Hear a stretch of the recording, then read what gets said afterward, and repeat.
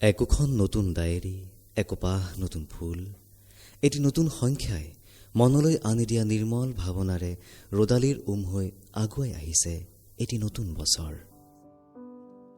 হে নৱবৰ্ষ, তোমাক স্বাগতম, স্বাগতম 2015।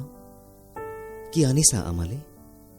কুঁৱলী ফালি অহা পুৱতিৰ ৰদালিৰ জিলমিল কোমল পৰশ, নিয়ৰ সিক্ত চিনাকি ফুলনিখনক নকৈ চোৱাৰ হেঁপাহ, অথবা হৃদয়ৰ পৰা হৃদয়লৈ বিয়পি যাব পৰা ভাল পোৱাৰ সুগন্ধি নিৰ্যাস। কি আনিছা আমালে? পাৰ হৈ যোৱা সময়বোৰৰ দৰে তুমি জানো আনা নাই গাঁওবোৰ জ্বলি যোৱাৰ অনিবাৰ্যতা?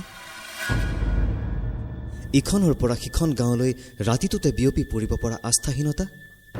তুমি আনিছা নেকি শিশুৰ দুচকু পকা অঙঠাৰ দৰে তপত আৰু স্থবিৰ হৈ পৰা দুখ সময়, পথৰুৱা বোকা মাটিত নিথৰুৱা হৈ পৰি ৰোৱা তেজাল নাঙল, ভোক আৰু ক্ষোভৰ কৰ্কশ দীঘলীয়া গান, মৰণৰ বান? ভনীৰ বেজেৰুৱা লাজ, পিতাইৰ ঘামৰ লুণীয়া আশীৰ্বাদৰ নিষ্ফলতা? নানিবা, নানিবা। আনিছা যদি দিয়া হে নৱবৰ্ষ কলুষতা আঁতৰাই, প্ৰতিখন হিয়া দিয়া চেনেহেৰে উপচাই।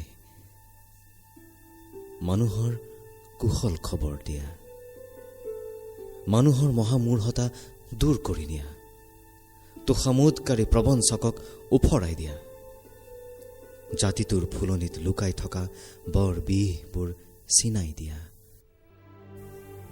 পাৰা যদি দিয়া গাঁওবোৰ সেউজ হৈ ৰোৱাৰ খবৰ, বুকুৰ পৰা বুকুলে ভাল পোৱা বাগৰা সৰলতাৰ জয়গান দিয়া, ভাল পোৱা দিয়া। এই দেশ, সেই দেশ, সকলো মানুহৰে কুশল খবৰ দিয়া, কুশল খবৰ দিয়া।